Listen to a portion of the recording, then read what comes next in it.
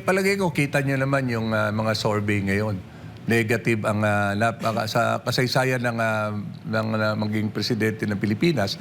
Ito yung pinaka mababa ang trust ng taong bayan. Negative 27 pero mayroon pa atang bagong survey na mas mababa pa sa 27. So yan na yan ng boses na ng taong bayan niya. Kaya dapat, mahiya naman dapat siya. Nagbabalik na po ang Pulso ng Bayan at sa mga oras po ito, live po natin makakasama dito po sa studio si Councilor Rani Lodovica ng District 2 ng Quezon City. Councilor, magandang umaga po sa inyo. Yes. Welcome po sa Pulso ng Bayan ng SM. Yes, magandang umaga po Jay at magandang umaga Admar at ganoon din po sa mga tagapakinig at tagapanood po ninyo. Isang mapagpalang umaga po sa atin lahat. Opo, napanood ho ba ninyo yung ikalimang State of the Nation address ng Pangulo kahapon? Napilitan na kong manood dahil maraming dapat ipaliwalag sa tao. Pero as usual, ang dami pa rin katanungan at dapat na masagot dahil puro pabitin, puro title lang, pero kulang ng laman at substance. Pero doon sa kanyang naging SONA, lalo na nakatuon po sa mga LGU, may pahayag po siya doon na ibinaba yung karagdagang halos 58 bilyong piso pondo sa mga lokal na pamahalaan. Kayo bilang konsehal ng Quezon City, paano po ninyo matitiyak na ito pong ganitong pondo ay makakaabot po sa mga kababayan po natin, lalo din po sa distrito po ninyo? Natutuwa, pero alam din naman natin ang katotohanan doon na ito'y isang panakipbutas lang doon sa una nilang programa na noon idinadaan nila sa mga congressman at nakita nila na gaano ang nangyaring korupsyon. Kaya dito ay dinirekta nila sa LGU na siguro akala nila na makakabawi at makakadirekta na makakarating ang buo sa mamayan. Opo, at nabanggit nga niya, mataas yung tiwala niya at kumpiyansa sa lahat po ng lokal na pamahalaan. Alam mo, kung tutuusin, sa leader talaga yun eh. Pagka ang leader ay isang mapagkakatiwalaan at isang strong leader, siguro down to the bottom line sa baba, susunod yan. Pero kung ang leader ay mahina at maraming dapat mas ipaliwanag, siguro lalo na yung mga nasa ibaba niya. Opo. Doon sa kanyang ikalimang SONA, marami ho ba kayong narinig na bagong tungkulin po ng mga LGUs, mga gampanin po ninyo na dapat po ninyong tuparin para po sa inyong mga constituents? Actually, kung susundin natin ang local government code, talaga napaka-powerful ng LGU. Barangay down to the municipal at city mayor. Pero alam naman natin dito, puro lip serving lang ang nangyayari. Ilang pangako na ba ang nagkaroon, ilang SONA na nangako ang presidente, pero ang tanong, may nangyari ba, may natupad ba doon sa mga pinangako niya? Opo. Nabanggit din ho niya kahapon, Councilor, tungkol po doon sa disaster response at yung paghahatid po ng relief. Diyan ho ba sa Quezon City, papaano po niyo pinaghahandaan yung iba't ibang mga kalamidad? Kung hindi ako madalas nagkakaroon ng baha pag tuwing umuulan dyan sa Quezon City, tama ba? Yes, mapalad ng lungsod Quezon dahil highly urbanized city kami. Kung tutuusin, kaya rin namin tumayo ng sarili. Pero nakikita po natin na ang Quezon City ay may sarili kaming disaster risk management department na so far advanced yung aming ultimo ng weather monitoring namin. Mas advanced kami kaysa dito sa Pag-asa. Kaya locally sa Quezon City wala kaming problema. Liban na lang doon sa mga national government project, yung baha na at least ngayon bago siya mag-SONA talagang pinaalala ng Diyos na umulan, konting ulan pa lang nga naman, kita mo, baha na agad ang mga national roads. Na which is, ini-emphasize ko national road kasi ang national road ay maintained, supposed to be, ng budgeted ng DPWH at national government. So far naman yung response ng government, national government sa pagbibigay ng tulong, ayuda doon sa mga na biktima, apektuhan ng mga kalamidad. Ano naman po Ang tingin? ayuda naman kasi, selected lang din ang Hindi naman lahat ay nabibigyan ng ayuda. Alam mo, ang Quezon City is isa sa mga may pinakamalaking populasyon at malaki sa populasyon namin, tinatawag namin mga urban 4. Pero ang ayuda, which is ito yung national program ata ng Presidente Bongbong Marcos ng ayuda So, hindi pa sa tagal na nila nag-aayuda, hindi pa rin nila nape-perfect. Opo. Nabanggit din niya yung dahil mayroon na tayong konsepto ng state of imminent disaster, hindi na natin hihintayin na mangyari ang sakuna. Aagapan natin ang paghahanda at pagresponde. Sabi pa niya, dito sa Metro Manila, masigasig ang ginagawang paglilinis ng mga estero at imburnal sa pangunguna ng MMDA. Ito po ay kabilang sa mga ibinida po niya kahapon sa kanyang SONA, Councilor. Anong mga masasabi Yes, po niya? pero alam naman natin na ang dami pa rin dapat ipaliwanag ang MMDA based doon sa flood control program. Kasi bukod doon sa national budget, national program, ang MMDA ay may sarili ring pondo. Now, it is World Bank Finance din yan noong 2017 to hanggang 2023. Napakalaking bilyon ang binigay dyan na which is hindi rin namin ma-account. At kami rin sa Quezon City, nung pag-upo ng administrasyong ito, nag-privilege speech ako, pina-account ko yung tinatawag nilang flood control project sa amin dahil na may mga tinatawag, identified kami na river, na San Francisco River, na ito yung contributory na papuntang mula ito sa Valenzuela, dumadaan sa Quezon City, dumadaan sa San Juan at lalabas po doon sa Manila Bay. Ito'y karugtong pa doon sa tinatawag nating writ of kalikasan ng Supreme Court na mandatory dapat na i-clear at linisin yung mga estero natin.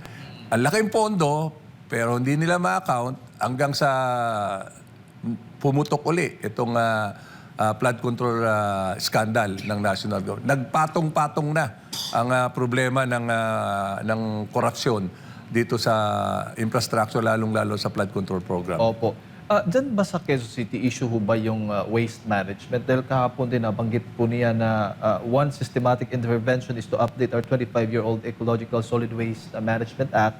Tapos we can draw inspiration from the solid waste management practices being championed by the MMDA dito daw sa Metro Manila. Alam mo, nakakalungkot, kumpleto sa batas Pero as much kami sa Quezon City, meron ho kaming strict implementation ng national laws po natin yan, environmental laws. Pero dahil nga rin po, sinasabi ko nga na malaki rin ang aming constituent na nakatira doon sa mga riverbank, doon sa mga estero, na which is pinondohan na nga ho yan. Ilang beses ng pondo yan, yung writ of kalikasan ng Supreme Court, ng Mandamos, ng Manila Bay, i-clear yung mga estero, yung mga squatter, pero hindi pa rin ho naman na gagampanan ng national government. At ang river po namin continuous, dugtong-dugtong po kasi ilog namin Malinis man ang Quezon City, pero doon sa mga ibang dinadaanan ng ilog, dumadaloy din po ang tubig sa amin. Kaya ngayon, ang Quezon City ay lalong pinalakas at lalong alala sa mga barangay official na responsibilidad din nila, gampanan nila yung function din nila. Lalong-lalo na yung ika-implement ng environmental laws po namin. Opo. Doon naman sa security, sa mga paaralan o seguridad, nabanggit din ng Pangulo na magtutulungan ang lokal na pamahalaan, mga barangay, PNP at DepEd upang palakasin ang seguridad sa para. Ano yung koordinasyon po ninyo? Paano po nyo ginagawa dyan sa Quezon City upang matiyak po yung school safety po natin? Nung nagkaroon po ng problema, pero prior to that naman, ay may regular kaming pagpupulong ng aming pong school board at ang aming po mga barangay at ating pong kapulisan. Ako po bilang chairman ako ng Public Order and Security ng Lungsod Quezon, bago pa man po may mga presensya na ng ating mga barangay tanod at ang ating pong kapulisan, ang mga primary school, lalong-lalo na yung mga high school po ng Lungsod Quezon. Opo, dahil nga ay sa mga, alam mo naman, yung parang nagiging violente na yung mga kabataan na ngayon. So far naman na counselor, wala namang ganyan dito sa Quezon City. Yes, alam mo, talagang lahat ito ay drug-related crimes ang nangyayari. Dahil kahit sa barangay, lalo na sa Lungsod Quezon, kahit sa barangay, ay lumalakas uli at dumadami ang mga droga. At alam naman natin dyan, yung drugs na yan, kung ano ang dinudulot sa mamamayan yan. Yung dating mga magalang, dating wala kang mahina ang loob mo para gumawa ng krimen, pero pag ikaw ay under drugs influence ka, ay lumalakas at hindi nagagawa nila yung mga hindi nila dapat gawin. Opo. Yun talagang problema dyan. Talagang ang drugs, pag malakas ang drug, ay magkakaroon talaga ng breakdown ng peace and order. Opo. Sa issue naman po ng pabahay, kasi nabanggit din ho ito ng Pangulo, katuwang ang pribadong sektor at lokal na pamahalaan, puspusan natin pinupuno yung kakulangan sa pabahay sa buong bansa. Ano ho yung partisipasyon ng mga LGUs hinggil naman dito sa pagpapatupad ng housing projects? Yes, gaya nga na sinabi ko, mapalad kaming Quezon City dahil highly urbanized kami at malaki-laki rin ang pondo namin. At priority program ni Mayor Joy Belmonte na ang pabahay ang maging legal. Kasi marami kaming informal settlers. Kaya nga ang policy ni Mayor na walang madidemolish at walang ma-relocate outside Quezon City.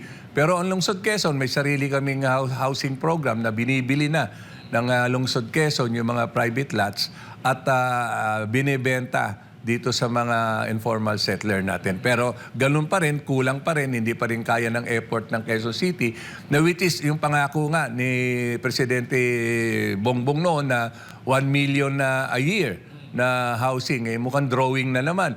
Ilan yung sa amin lang diyan sa may terminal ng batasan na terminal, ng tricycle terminal, natapat po ito ng Sandigan Bayan. Nung kasalukuyan na unang pangako nila yan, yung terminal niyan giniba para gagawing high-rise condo, pero hanggang ngayon nakatiwangwang. So yun yung mga yun ang matibay na kabiguan ng pangako ng ating gobyerno na kaganda-ganda ng aming tricycle terminal, giniba, wala pa naman palang konkretong plano, wala pa rin konkretong financial na institution na kung saan kukuha ng pondo. Pero ngayon, hirap na hirap. Kasi yung Batoda Terminal na yan yung pinakamalaking terminal na tricycle terminal na hindi lang Barangay Batasan Hills ang kinikater niyan. Payatas, Silangan, Commonwealth. So, almost kalahating milyon ang na-constituent namin dyan. Nahirap ngayon, lalo na tag-ulan, dahil wala nang masilungan, nagkalat na rin yung mga tricycle namin. Opo, bago ko lang ipasa kay Partner Admar, sa natitira pong termino po ng administrasyong ito, Councilor, sa tingin ho pa ninyo, may sapat na kakayahan po ang LGUs na maipatupad ang lahat ng mga programang ito? Sa LGUs po, wala ako kaming problema. Kaya lang, siyempre, may mga kailangan na proyekto na national government ang gagawa. Ang problema lang dito sa national, mukhang hindi nila kakayanin na ng ilang buwan na lang sila. Kaya kami, as much as possible, hindi na namin din inaasahan sa Quezon City, sa national, kung ano kayang gawin ng Lungsod Quezon ay ginagawa na. Pati yung aming mga financial assistance doon sa mga SMNI namin, SMS pala, yun ang nabibigyan namin ng puhunan. At talagang tinututukan namin na yung livelihood program at ang negosyo ng mga constituent namin, yun ang pinalalakas ni Mayor. Konsehal, magandang umaga. Yeah, last year, nabanggit ng Pangulo, yung mahiya naman kayo, no? Sa assessment niyo po, kasi pinagmamalaki daw niya na nag-umpisa daw sa kanya itong anti-corruption na ito, nabulgar daw itong matinding corruption na ito. Pero kamusta po yung nakikita niyo pong sistema sa pagpapanagot po sa mga nakikita ninyo na involved dito? Kasi nababanggit, trilyong piso na po yung sinasabing nawala sa kaban ng bayan dahil nga po dito sa matinding korupsyon. At ito yung nangyari po during or kasagsagan sa kanyang administrasyon. Dapat siya ang mahiya eh. Kasi nasa kanya lahat ang power at lahat ng government institution nasa kamay niya dahil bilang siya yung chief executive. Pero up to now, kita nyo kung sino, napaka-selective ng justice nila. Kompleto naman, sinasabi niya nga kung saan daw yung ebidensya, ililid ng ebidensya. Ilid na nga yung ebidensya. Yun na lang magandang halimbawa, yung dating bodyguard ni Saldico. At si Saldico mismo na nagsalita na, bakit hindi pa rin umuusad ito? Pero yung mga nagbubulgar ng anomalya, ay katiwalian, instant case ang nangyari. Parang may tanim kaso na eh. Opo, at dito po sa kanyang performance sa anti-corruption, ito rin yung numero 1 na lumalabas po sa pagtatanong ng mga iba't ibang mga survey firms ng ating mga kababayan na dapat tutukan. So, ibig ba sabihin, hindi kontento ang ating mga kababayan sa anti-corruption ito? Parang hindi makatotohanan, Konsehal? Palagay ko, kita niyo naman yung mga survey ngayon. Negative ang sa kasaysayan ng maging presidente ng Pilipinas. Ito yung pinaka mababa ang trust ng taong bayan. Negative 27 pero mayroon pa atang bagong survey na mas mababa pa sa 27. So yan na yung ng boses na ng taong bayan niya. Kaya dapat, mahiya naman dapat siya. Doon po sa naging pahayag po ng Pangulo sa kanyang pinsan, nakikita niyo ba yung seriousness na talagang nais niya na mapanagot ang kanyang pinsan? Kasi may mga agam-agam din tayong nababasa mula sa ating mga kababayan na baka hindi seryoso kasi hindi naman issue dyan kung sasampahan ng kaso. Ang tanong dyan, makukulong ba dahil matibay at mabigat ang kaso na ihahain, which is parang sabi pa, parang kakasuhan pa lang. So parang ongoing pa ba yung investigation? Walang walang konklusyon kung nais ba niya talagang makulong kasi naniniwala siyang may kasalanan ng kanyang pinsan. Alam mo, yun na nga ang yun ang pag ikaw ay talagang tinutukan mo ang nangyayari sa bansa natin at during ng term niya, matatawa ka na lang doon sa mga inaano na. Kasi gaya nga ng sinabi ko, lahat ng ebidensya nandun na. Oo. Lahat ng ikang pangangailangan ng isang investigation pwede nang ikang may probable cause na. Lagi sinasabi nila, inihintay kasi natin may probable cause. Alam naman na lahat ng mga congressman yan eh. Oo. Saan ba nagsimula ang anomalyang ito? Di ba sa mga insertion nila? At saan ba nangyari na nagkaroon ng final? Di ba doon sa BICAM nila? At pareho silang may pananagutan dito sa katiwalaan na to. Kaya ang nga rito, sindikato eh. Sindikato ng gobyerno, kaya nagtatakipan na lang sila. Ang kawawa rito, pinaglalaruan na lang kami. Ninakawan na nga ang taong bayan. Gagawin pa tayong tanga. Gagawin pa kaming tanga. Yun naman lang hindi namin kaya nang tanggapin. Kung talagang seryoso siya at si Ombudsman, yung iba nga walang probable cause, nakukulong agad. Bakit ito? Nandito na. So, alam na talagang walang intensyon na ito'y tutuluyan dahil takot din sila pag ang taong may alam din na tinuluyan mo, baka ituro ka rin. Huli na lang mula sa akin, Konsehal, ikaw ba'y na-inspire at na-excite nang mabanggit po ng Pangulo na meron ng ilulunsad na racket ang Pilipinas sa susunod na taon? Matagal na tayo may racket. Nung pag-upo pa lang nila, may racket na eh. Ibang racket pala yan. Racket po. Pangarap lang ho naman siguro. Hindi naman ho siguro masama mangarap eh. Dito lang natin nakikita na kung paano nila dinadivert ang mga serious issues doon sa mga pangakong na medyo napakalayo pa ho na magkaroon ng katuparan. Opo. Councilor, ang tingin ho ninyo dating para sa inyo, lalo na sa mga sa LGUs, itong nangyayari pong impeachment trial ni VP Sara Duterte? Kita niyo naman po, kung may kasalanan si VP Sara, panagutin. Pero kumpara po sa kasalanan na gusto nilang panagutan ni VP Sara, kumpara naman doon sa mga questionabling mas malaki ang nawawalang pondo ng gobyerno, bakit hindi nila i-priority yun? Bakit hindi nila rin panagutan? At dito talagang kitang-kita politika. Saan ba nagsimula ito? Yung pag-i-impeach kay VP Sara. Nung nagsalita si VP Sara, natuklasan niya na may insertion doon sa national budget. Dahil naglagay sila ng budget doon sa ahensya na sa DepEd na natuklasan ni VP Sara nung na-approve na, tinawagan siya ng isang congressman at hinihingi yung para sa kanila. So nagulat at hindi pumayag si VP Sara. So yun, the rest is gano'n na.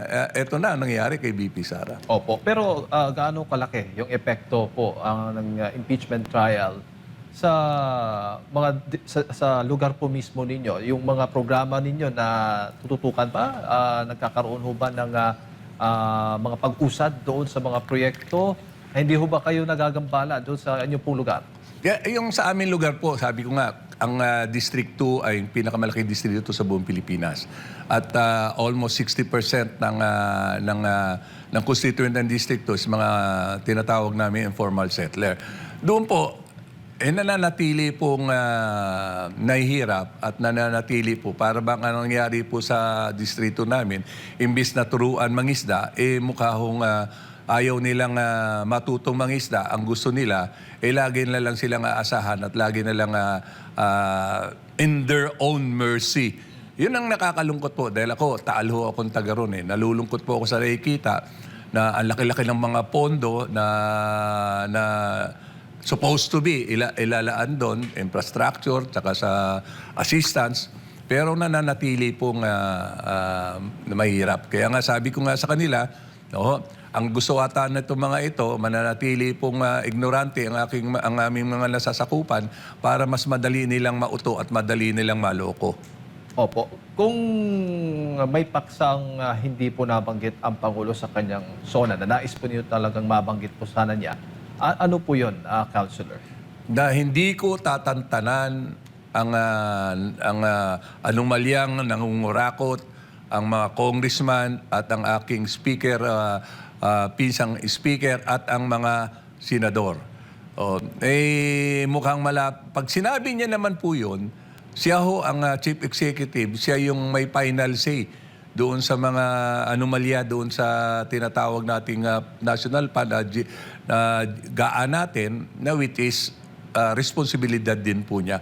Kaya calculated po ang kanyang drive against corruption dahil kung nakakaintindi, tayo hong mga nasa local government, alam po natin yung sistema dahil parang maliit na kongreso po tayo. So, alam natin na may pinagtatakpan at mayroong iniiwasan. Opo. Siguro, Councilor, yung mensahe po ninyo sa lahat ng ating mga kababayan na nanonood po sa mga oras na ito, lalo na po dyan po sa inyong distrito.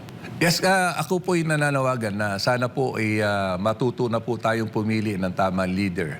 Huwag po sana tayong umasa doon sa mga lip serving nila. Tingnan po sana natin mula noon hanggang ngayon kung ano na ho status natin. At sana makita nyo rin kung ilan yung pondo. Mayaman ho ang ating bansa. Tingnan nyo kung ilang pondo ang na-allocate sa atin. Pero ano ho ba ang priority ng nilagay nila doon sa mga pondong diyan? Pinariority ba ho nila ang ating edukasyon? Priority ho ba ang ating livelihood program? At higit sa lahat, yung tinaas ho ba nila ang status po natin? Tinaas ho ba nila ang values natin? Tinaas ho ba nila ang pagkatao natin? Alright. Maraming salamat, Councilor, sa inyo po oras at sa pagbibigay po ng impormasyon. Mga kababayan, si Councilor Rani Lodovica ng District 2 ng Quezon City ang ating pong nakasama. Napakinggan po ngayong umaga.